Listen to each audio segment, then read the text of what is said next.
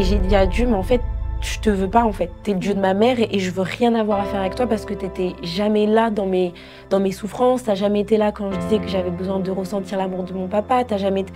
Et vraiment, j'ai eu ce sentiment un peu rebelle de je ne te veux plus, je te rejette and that's it, tu vois.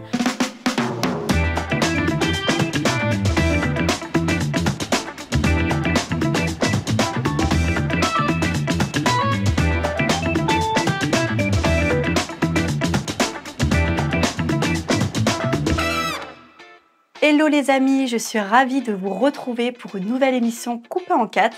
Alors comme toujours, on va faire un petit relooking et on va aussi découvrir l'histoire d'une personne qui est passée par des épreuves. Mais au-delà de ça, elle a choisi aussi de faire confiance à Dieu. Alors comment et pourquoi cette personne a choisi un jour de donner sa vie à Dieu? Eh bien c'est ce que nous allons savoir tout de suite avec notre invitée Aurélie Barnabo. Bonjour Aurélie. Hello Gladys. Ça va, tu vas bien? Ça va et toi? Oui. Alors Aurélie, déjà je te souhaite la bienvenue dans notre émission coupée en 4. Merci. Alors comme toujours, je vais opérer un petit relooking. Et quant à toi, tu vas nous faire découvrir ton histoire. Yes. Mais avant de passer à ton témoignage, j'aimerais tout d'abord savoir qu'est-ce que tu voudrais que je fasse avec tes cheveux aujourd'hui. Alors tu peux couper légèrement les pointes et puis Ok. faire un petit brushing, ça va être nice. Ouais, ça marche. Parce que toi, ton cheveu au naturel, il est assez afro, volumineux. Oui. Ouais, tu Plutôt veux quelque chose. afro et fin, mais bon, tu vois, il tombe pas Ok. vraiment forcément. Ouais. Très bien. Ok, donc revenons à ton histoire Aurélie. Je sais que tu es mariée, que Yes. tu es maman. Yes. Tu as grandi dans une petite ville dans l'Oise et tu es d'origine guadeloupéenne. Mhm. Tu es psychologue et coach thérapeute Yes. et tu es née dans une famille catholique. Mm. Donc tu es allée d'ailleurs tous les dimanches à la messe, au catéchisme. Mm. Et ta mère est devenue évangélique lorsque tu avais 7 ans. Donc on peut dire que les valeurs chrétiennes, tu les connaissais déjà bien.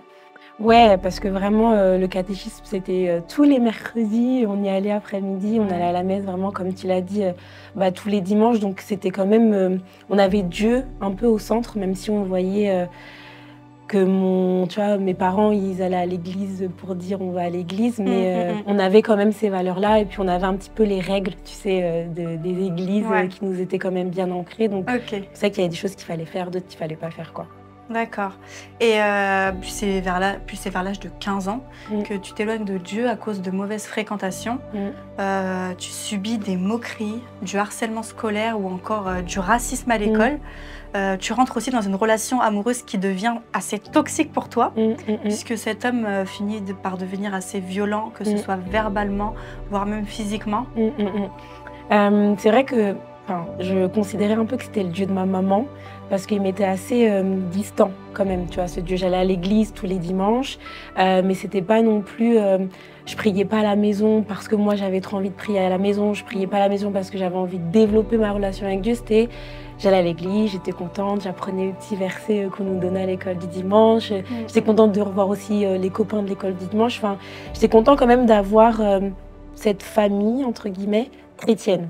Parce qu'à l'école, j'avais pas du tout... alors déjà, j'avais pas beaucoup d'amis. Et puis, il y en avait très, très, très peu, voire aucun qui était chrétien. Donc, j'étais un peu la fille bizarre. Je me rappelle, au collège, on a parlé avec un groupe de copines de secte. Et moi, j'étais... non, on fait pas l'amour avant le mariage. Elles m'ont dit, mais pourquoi? Parce que je suis chrétienne. And that's it, quoi. J'avais pas d'autres argumentaires. Mais c'était vraiment... Ok, elle est un peu catégorisée comme la fille bizarre qui fait pas comme tout le monde, tu vois.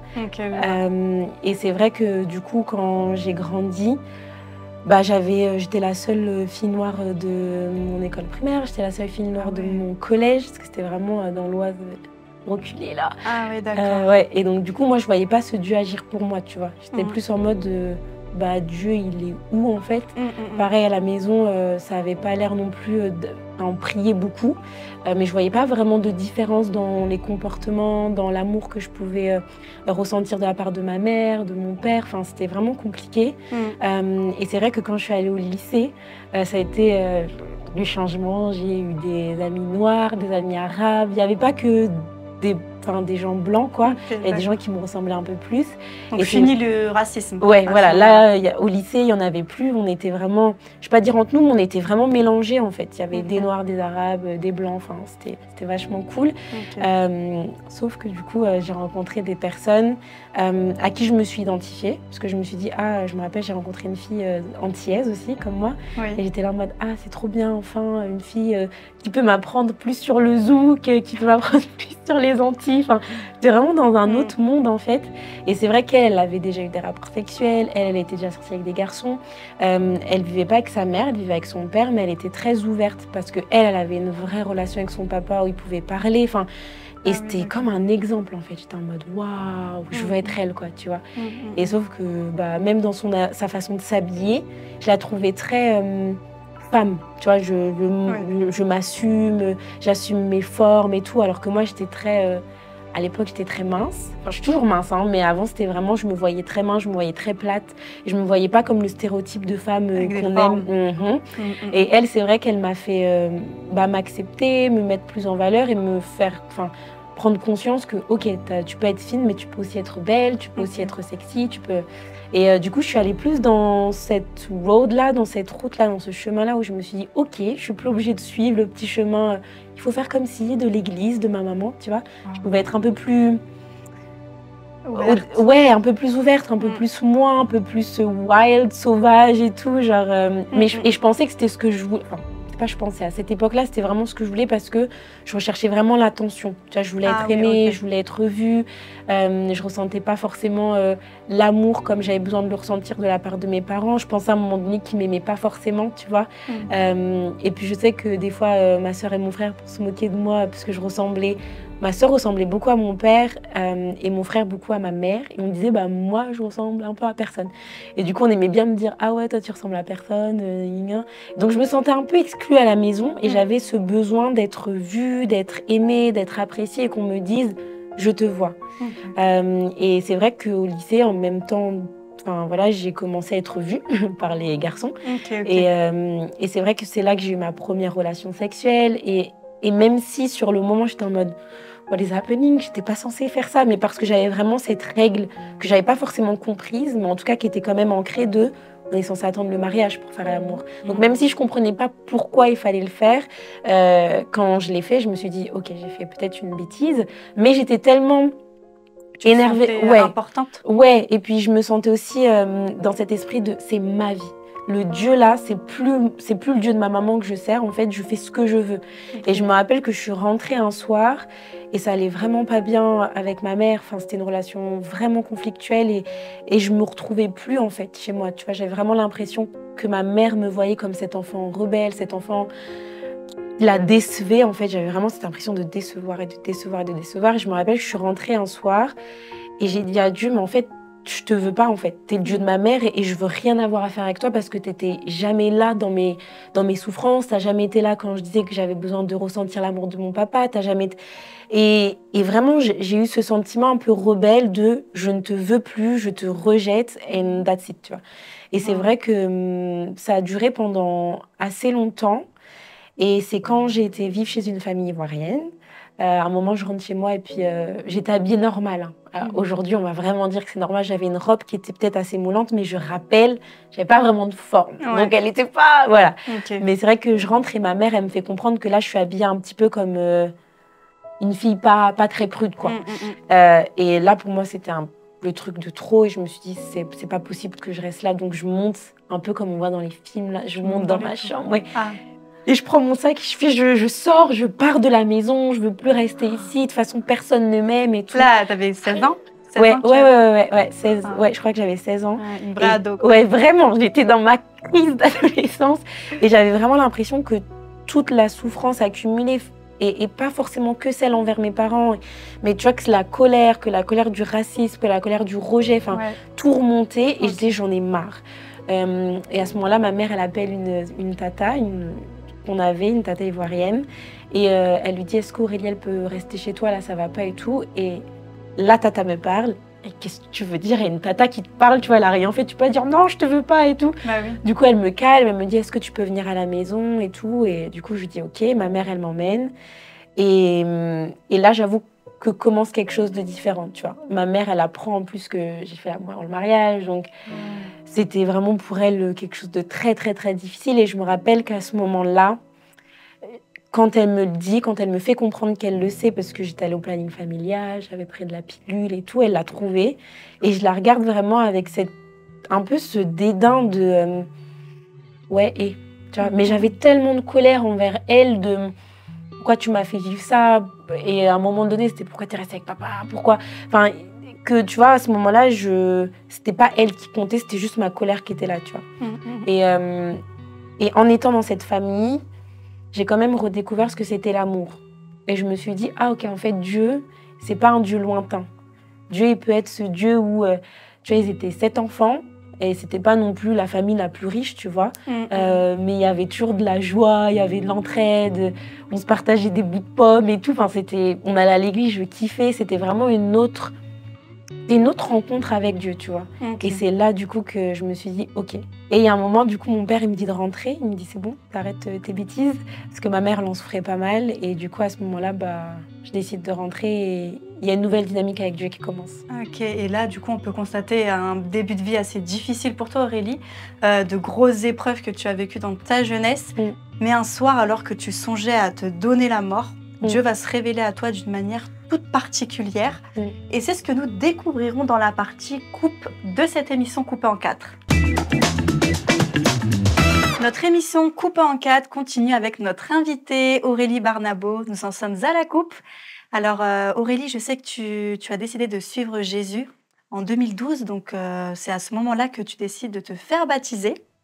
Yes, suite à mon petit temps à part chez cette famille ivoirienne, comme je te disais, vraiment, je me rends compte de ce qu'est l'amour de Jésus, en fait.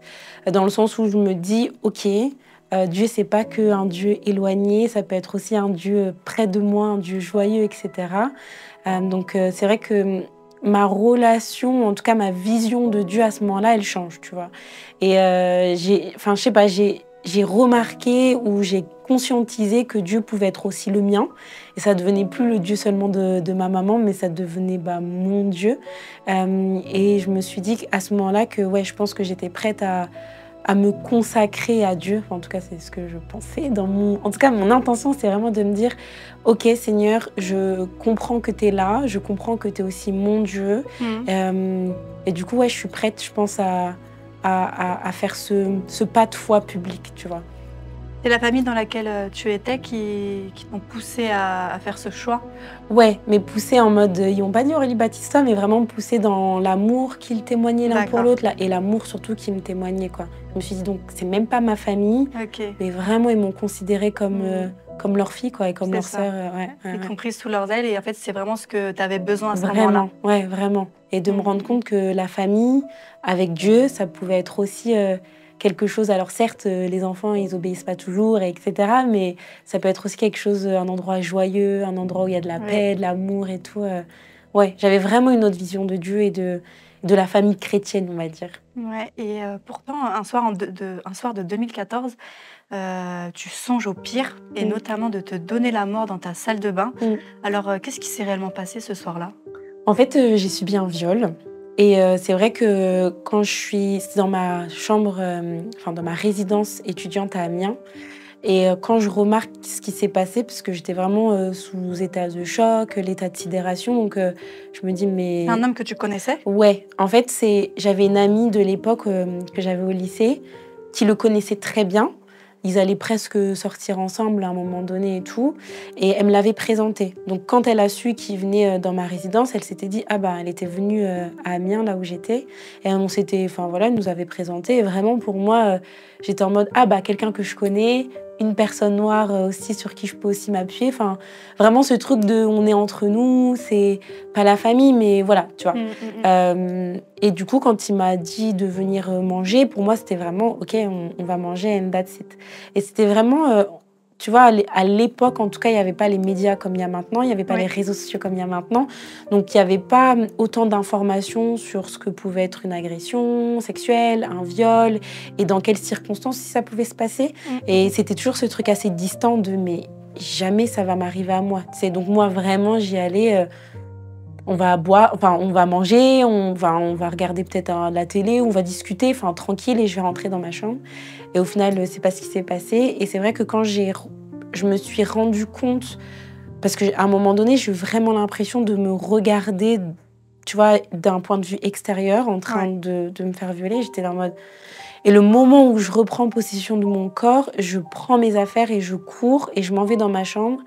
Et j'appelle un ami que je pensais être un ami à l'époque et qui était pour moi en plus mon seul ami parce que beaucoup de mes amis m'avaient tourné le dos suite à une fausse rumeur que j'avais eue, qu'un ex avait portée parce qu'il n'était pas très content que je le quitte.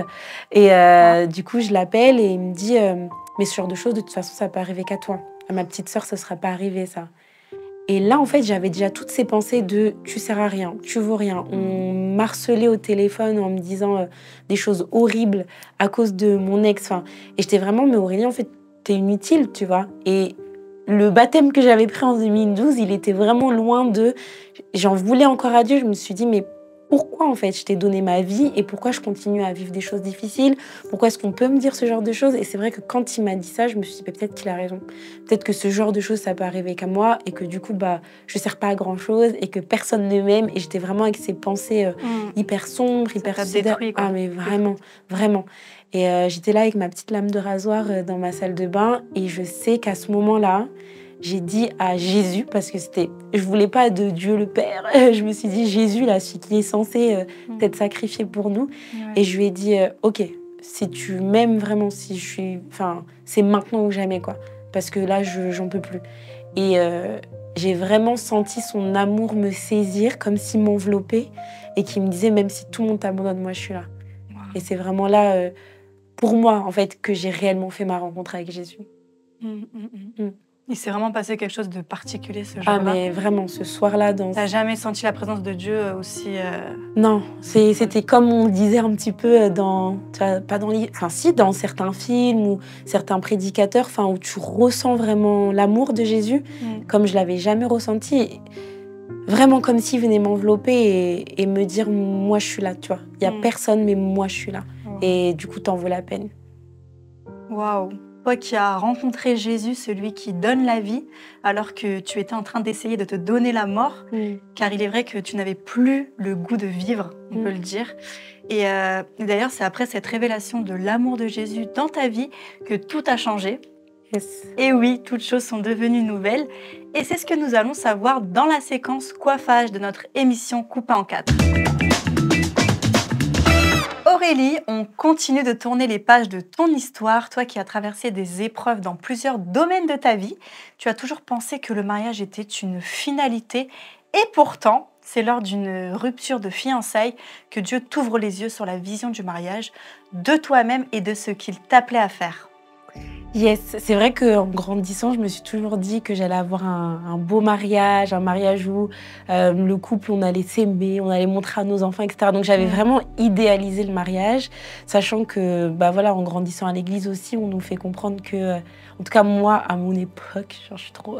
mais que voilà, le mariage, c'est vraiment beau, c'est deux personnes qui s'unissent, c'est la célébration de l'amour, de tout ça. Donc j'avais vraiment idéalisé le mariage. Et c'est vrai que...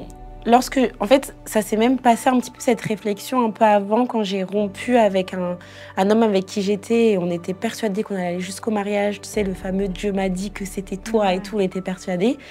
Et quand on a rompu, là déjà, j'ai eu un tilt dans ma tête où je me suis dit, ok, mais du coup, je fais quoi?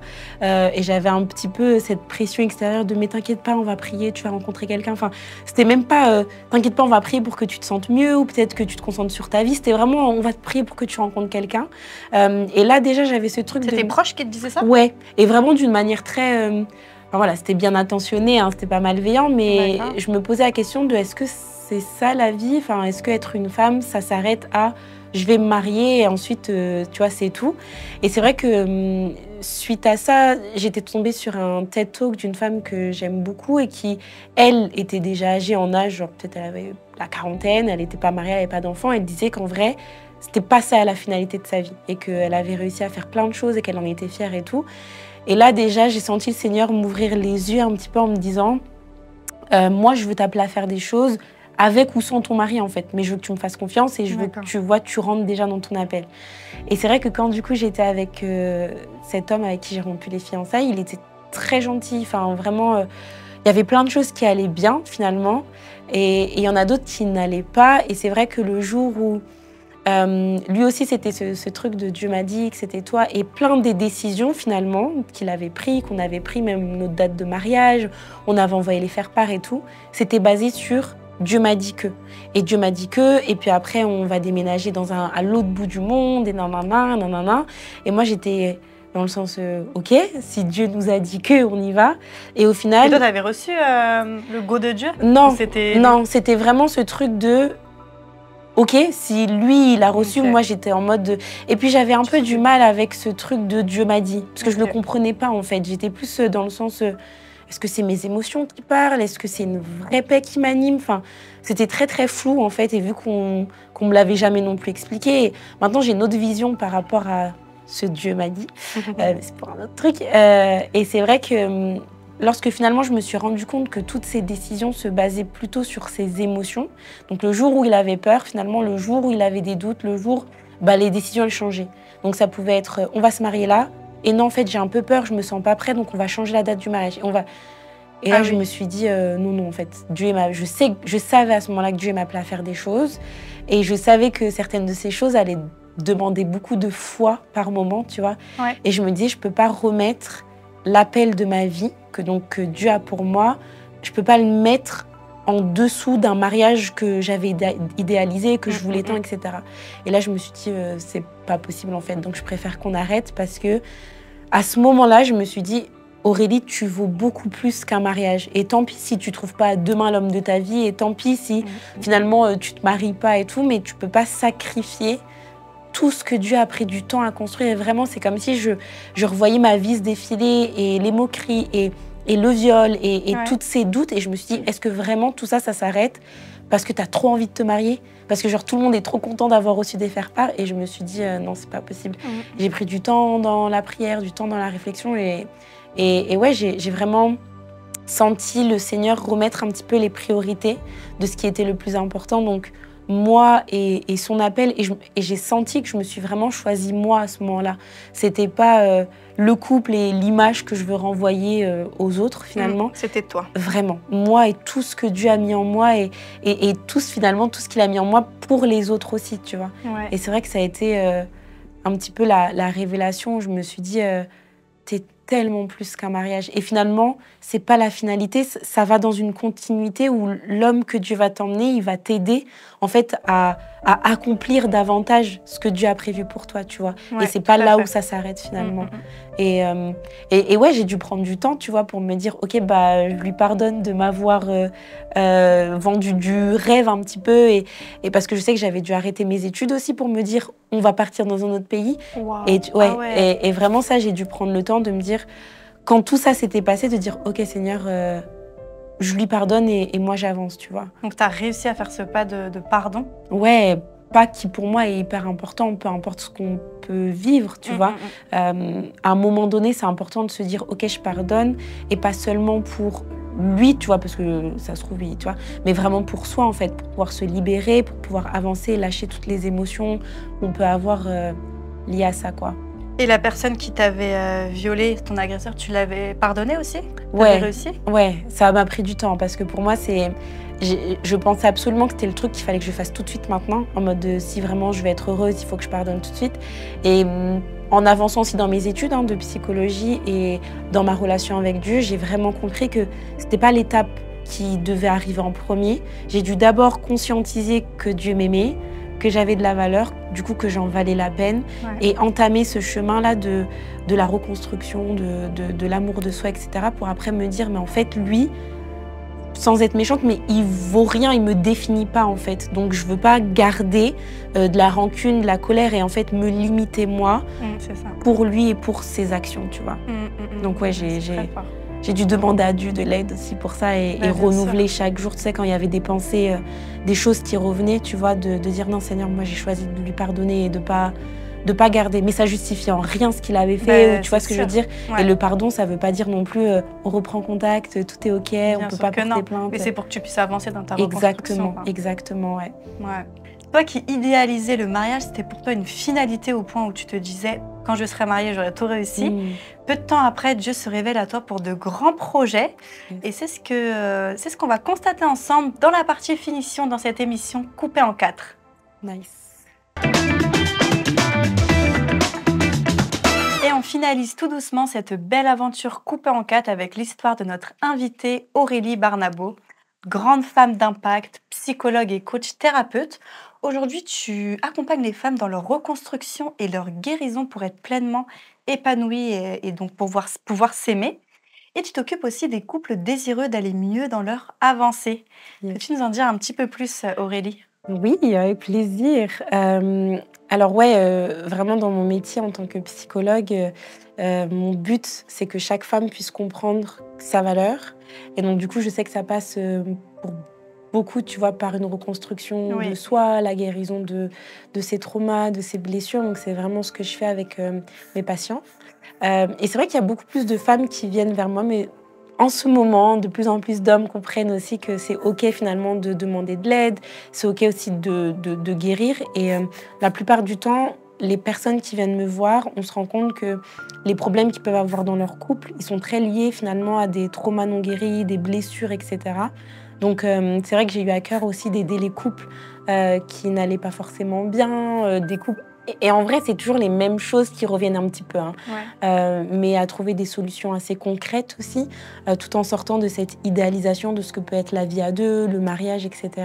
Pour les aider en fait à se comprendre, à accepter la différence et ouais, à vivre une vie épanouie, parce que je pense réellement que Dieu nous appelle tous à vivre une vie épanouie, malgré nos épreuves, malgré les difficultés, tu vois. Donc c'était vraiment mon désir, et même si j'accompagne pas que des personnes chrétiennes, mon désir au fin fond de mon cœur là, c'est que chaque personne puisse comprendre sa valeur et guérir pour s'aimer et vivre la vie qu'elle mérite de vivre, quoi. Tout à fait. Et d'ailleurs, comment peut-on te contacter si on souhaite un coaching ou un accompagnement thérapeutique personnel ou en couple ?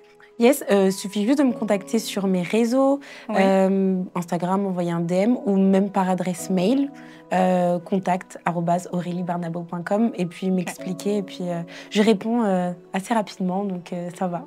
Ok, super. On peut vraiment dire que Dieu est le Dieu du recommencement, hein, Aurélie ? Yes, vraiment. Tu n'as pas laissé le passé te détruire, mais tu as fait confiance à Dieu pour ton avenir. Bon, bah, nous voici, Aurélie, à la fin de cette nouvelle coiffure. Nice. Dans un instant, tu vas pouvoir découvrir ta nouvelle coupe de cheveux. Je pense que tu as hâte. Oui. Depuis le début, tu ne te vois pas. Et d'ailleurs, c'est aussi l'instant où on aura un de tes précieux conseils dans la partie découverte de cette émission coupée en 4. À tout de suite. À tout de suite. Alors, Aurélie, nous voici à la dernière étape de cette émission, c'est la découverte. Est-ce que tu es prête à te découvrir ? Oui. Allons-y. Oh wow! I love it. Oh, c'est trop beau. Ça change, hein? Oui. On est passé des chouchous à l'afro, à un beau petit wavy. Ouais. Comme les cheveux des blancs. J'aime bien. Ah, c'est vraiment beau, merci. Ouais. Oh, moi qui avais peur de PMB. Ouais, elle avait peur de PMB. Ouais. Ah, j'aime beaucoup ce que tu as fait avec les boucles et tout. Je suis contente. Ça donne un peu de mouvement, tu vois, oui. C'est pas plat. Ah, j'adore. Merci. Avec plaisir. Alors Aurélie, j'aimerais maintenant que tu t'adresses à ceux qui nous regardent depuis le début de l'émission, qui nous écoutent. Et qu'est-ce que tu aimerais qu'ils retiennent de ton témoignage ? Alors, le conseil que j'aimerais donner, et ce que j'aimerais vraiment que les personnes puissent retenir, c'est que votre passé ne vous définit pas. Je sais que des fois, vous pouvez avoir vécu des choses difficiles, avoir fait aussi des choses peut-être que certains, vous allez regretter ou autres. Mais c'est pour vous dire vraiment que ce que vous avez vécu, que ce soit difficile, pas difficile, enfin bref, ça vous définit vraiment pas, et que Dieu va utiliser au contraire tout ce que vous avez vécu, votre témoignage, votre histoire, pour bénir d'autres personnes. Et je veux vraiment que vous saisissiez de ça, c'est que Dieu a un plan pour vous et il vous abandonne pas. Yes, amen. Yes. Ah, merci Aurélie Avec pour plaisir. ce précieux conseil qu'on va garder précieusement. Yes. Et puis moi, comme toujours, je vous lance un petit défi. C'est celui de se rappeler chaque matin que Dieu a des projets de paix et de bonheur pour votre vie. Oui, pour ta vie, à toi qui regardes cette émission, crois-le et saisis les opportunités que Dieu te donne. Vraiment. En tout cas, Aurélie, je te remercie d'être venue dans notre émission. Merci pour ta confiance. C'est vraiment un plaisir. Et donc, si le témoignage d'Aurélie vous a touché, vous a parlé, n'oubliez pas de nous le faire savoir dans les commentaires. Vous pouvez également vous abonner à la chaîne YouTube pour suivre toutes nos émissions coupées en 4. Puis bien sûr, je vous donne rendez-vous très bientôt pour une nouvelle émission coupée en 4, pour une nouvelle coupe de cheveux avec un nouvel invité. À bientôt! Bye bye!